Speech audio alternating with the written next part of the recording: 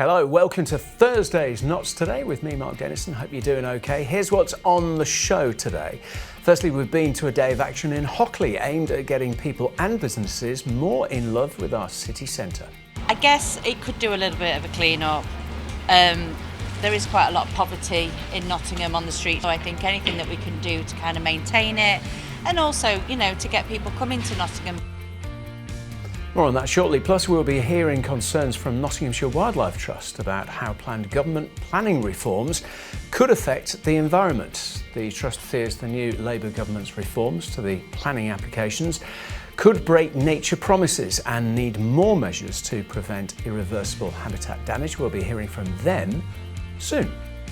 Plus we'll be hearing how a funding boost will support some of the county's most vulnerable children back into a life of recovery. Funding will help and support that work, and how that's integrated with the work of the police in order to challenge behaviours that are unacceptable. And later on in the show, we'll be catching up with Eve Smallman from the Notts Edit about what you can get up to throughout the whole of June. Eve's going to be on the sofa to talk us through some of the great events happening across our county, including some wine tasting and a Father's Day event filled with family fun. Details to come later on. And in sport, we'll be hearing from the Blazes' Nat Skeever-Brunt, who's returned to Trent Bridge for the first time since being named England captain. For me, from a leadership style perspective, I want to lead by example, and I want to empower everyone to be the best versions of themselves. So all of that and loads more coming up on the programme, but firstly today marked the beginning of Nottingham City Council's increased action to clean up the city's streets, partnering with the police and local organisations to scrub up the city centre and give it back its shine, whilst also improving safety for visitors and businesses. Jack Sims has more. Giving our city centre a fresh start. Today, the City Council launched its new initiative, Love Your City Centre, to create safer and cleaner streets for all. The campaign kicked off with a day of action in Hockley, the creative heart of Nottingham. Volunteers got stuck in with scrubbing up the streets, but also engaging with local businesses to address problems in the area. Homelessness, antisocial behaviour and fly tipping, just some of the rising problems traders have been dealing with. Businesses like Wild Clothing, who have been a prominent name on Hockley's high streets for 42 years. They say antisocial behaviour and shoplifting can scare off customers who are vital to their survival. Quite a few homeless people fighting, unfortunately, outside, so we've had to call the police for that a few times, and we've had quite a few thefts, which is not ideal because we're a small business, and it's more upsetting to us when something like that. At the moment, businesses can come and go so quickly, and I think it just makes you feel more confident when you see more police presence and or people that you would be able to ask for information or say if we see someone or like they're going to cause trouble, basically. So it's nice to have someone there. It's these businesses that Nottingham City Council says are key to getting more investment into our city streets. Today the focus has been on the Hockley area, where they have these incredible independent businesses all the way down the street. It used to be the main shopping street of Nottingham. Around the country, city centres are hollowing out, and we don't want that to happen in Nottingham. These businesses are, the engine of our growth and economic prosperity. And as for locals and visitors to the quarter, they say that cleaning up the city should always be a priority. Yeah, definitely, yeah. I think cleanliness is always plays a big part in how people view a city. I guess it could do a little bit of a clean-up. There is quite a lot of poverty in Nottingham on the streets, you see that all the time. I think Nottingham's a fantastic city, it's so versatile, so much diversity here as well, so I think anything that we can do to kind of maintain it and also, to get people coming to Nottingham. The campaign will continue across the city indefinitely, but at least here in Hockley, its rainbow-covered streets can begin to shine that little bit brighter. Jack Sims for Notts TV. Time now for our first great guest on the show, and we're going to talk all things environment now. It's after the Nottinghamshire Wildlife Trust called for the government to bring forward significant reforms to its planning and infrastructure bill. This new law is prioritising growth and house building and could see nature concerns in planning applications not being given significant weight if it halts permission from being granted. The Wildlife Trust and the Royal Society for the Protection of Birds believe the government is abandoning its nature promises. Erin McDade from the Trust joins us now to tell us more about this. Good to see you again. It's a balance, isn't it? Do you acknowledge this balance the government has? They've promised to build more houses, and yet you obviously want them to look after the environment. Absolutely, we absolutely get the agenda they've been elected on in terms of providing more houses. We know that's central to their manifesto pledges. We know that there are issues with people needing homes. You know, we need affordable homes, we need high quality sustainable homes. We also think that development can be a mechanism for delivering new wildlife habitat. So we're not anti-development, but we have to have a starting point of, if we're going to put nature into recovery, we have to protect the best of what we have at the moment, and that's not a lot left. You know, nature is already under threat.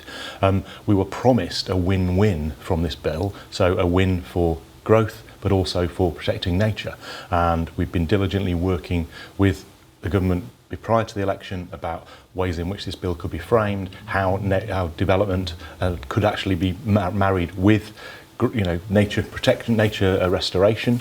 But when the bill was published, it's not a win-win. In fact, it could be a license to destroy. It's gone too far in the opposite direction. We feel it gives developers almost a free hand to destroy nature on the basis of they will put some money into a pot, and there will be some action taken for nature at some point down the line. And we think with the record of the house building industry in particular about not always delivering on things like mitigation, Section 106 agreements, the idea of us potentially losing nature on the basis of promises without any scientific background or deadlines or actual guarantees fills us with dread and horror, really, which is why we've moved from diligently working behind the scenes, pushing for amendments, to now actually calling for the whole nature protections part of the bill, part 3, to be scrapped, because they're just not listening. Right. So that's what I know you've been proactive in this as well. I was reading some like 28,000 emails have been sent to MPs from the public. Do you sense the public is on your side with this as well? We know the public is on our side on this. There are around 8 million members of nature conservation organisations and environmental groups. Everybody understands that nature is important for our health. Nature underpins our economic growth, our health, our well-being, our economy. We are literally at a loss to understand how we've moved from a promised and still talked about win-win to the situation we find ourselves in. We're also very worried about rhetoric from some parts of the government trying to frame things like bats and newts as blockers on development, when again this isn't actually true.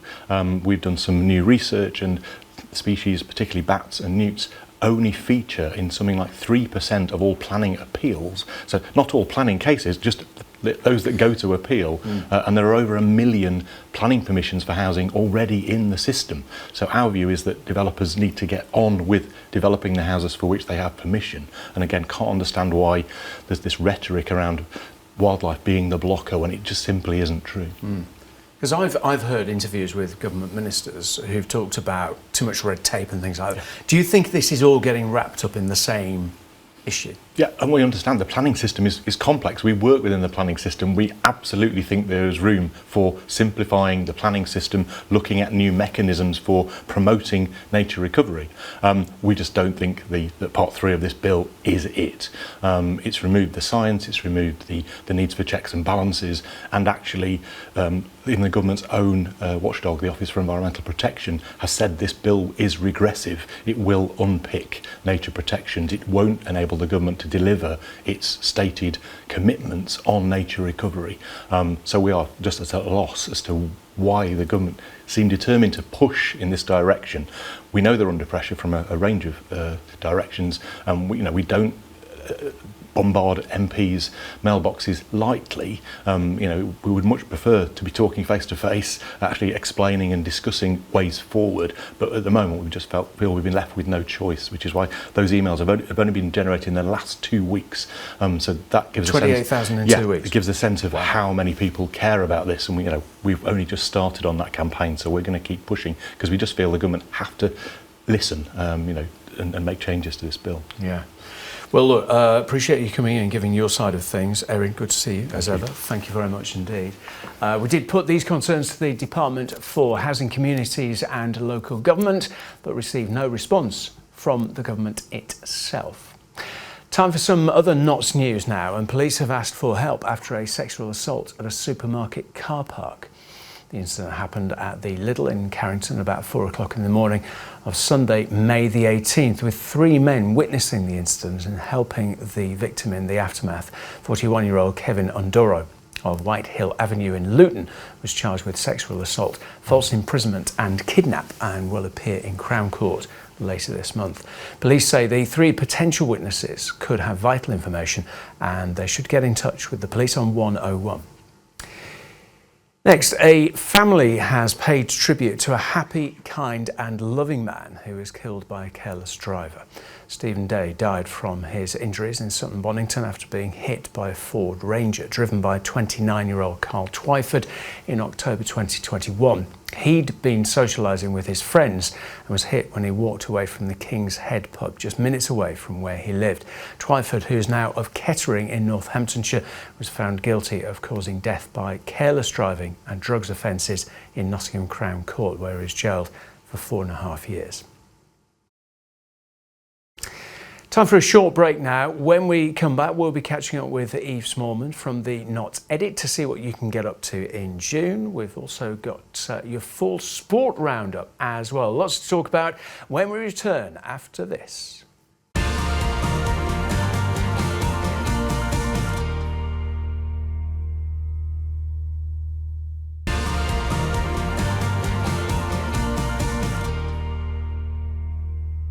Welcome back to Thursday's show with me, Mark Denniston. Thank you for joining us.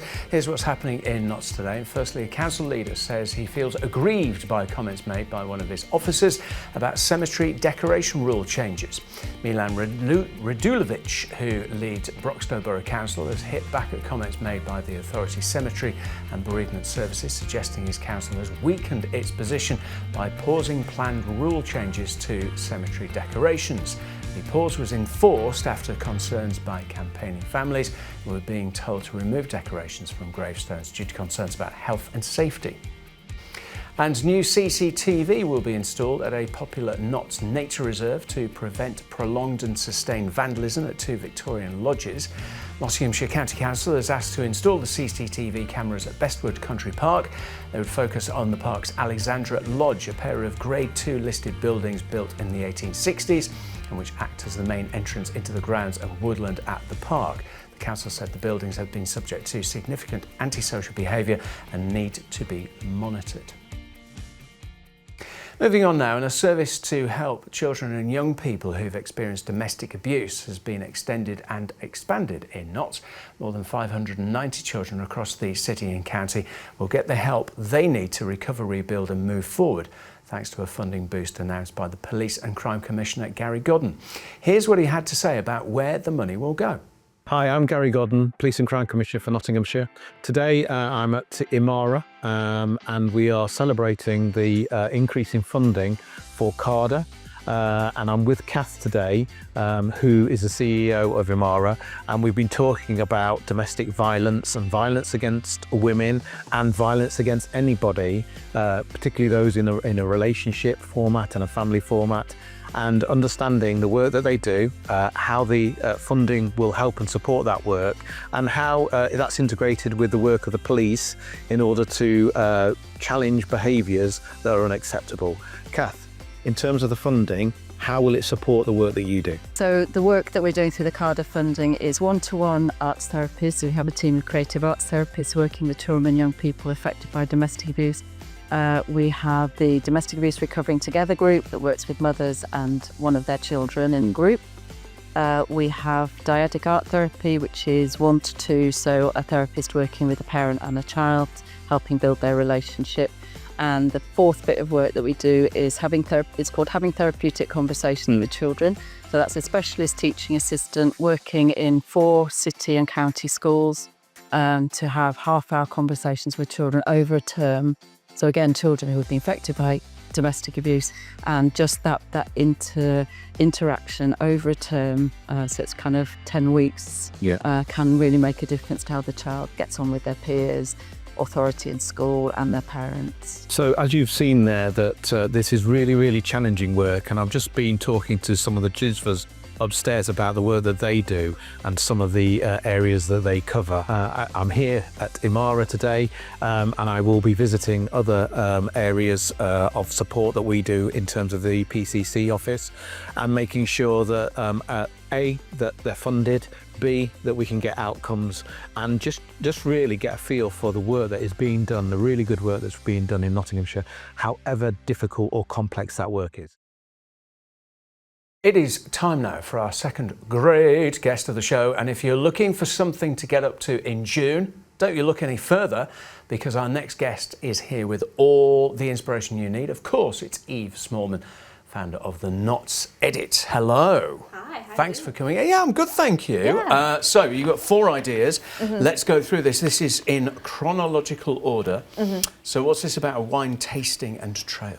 Yes, so at Hanwell Wine Estate it's June 14th, but they have got it on later on in the month as well. There's wine tasting and a trail, hence the name. It's $16.96 per person, and you get to try 6 different wines. They're all family made, but you get to do it at your own pace, which is really lovely. So they give you all the information, so you can just read through, sip as you like. And then afterwards, just go on a little walk around the vineyard, which sounds beautiful. Yeah, sounds really good. That fingers crossed that you pick a nice sunny day for it as well. I think sometimes people don't always realise that vineyard is there. Do you know what I mean? Yeah. Because people often think vineyards are always going to be somewhere abroad. Not always. And here's one right on your doorstep. It is, well, it's on the doorstep, but it is a little bit outside of Nottinghamshire, so I would say arrange a lift, arrange a taxi or transport, because you're not going to want to drive home after that. Absolutely, yeah. Get someone else to drive and, have a good time. Now, Father's Day, this is a little bit of public service broadcasting, so just a reminder that Father's Day is, public service broadcasting aimed at my children. Father's Day is the 15th of June, and there's something happening in the city centre for that. Yes, at Binks Yard there is Dad Fest. So that's £15 for adults, and then it's £7.50 for children or under 18s. And with that, you get to experience Daddy-oki with prizes. Daddy-oki. Daddy-oki. Okay. I don't know if that's like X Factor for dads, but you should go and let us all know what that's like. What kind of songs would they be for Daddy-oki? Like dad-related? Dad rock. Dad rock. And dad dancing. Oh, I don't know, you'd know better than me. Yeah. What are we dancing to? What are you trying to imply about my dad dancing? No, just the family. Daddy, okay. Daddy-oki sounds intriguing. Daddy-oki, there's football kicking, there's surf simulating, and there's a barbecue as well. But I would say that Binks Yard and Cleaver and Wake are really good for roasts too. So you could do a little bit of barbecue to start with, and then a Sunday roast. That sounds like an idea. That's a bit of me, that. And I'm just looking here, £15 for adults, £7 for children as well. Pretty decent. You can do a bit of daddy-oki, a bit of football kicking, then maybe have a drinky afterwards and something to eat. I don't know if you might need the drink to do the daddy-oki, to be honest. I'm not... Dutch courage. Yeah. Yeah, I was thinking about the football kicking. This is quite complicated. I'm going to have to write down a list. But I shall report back.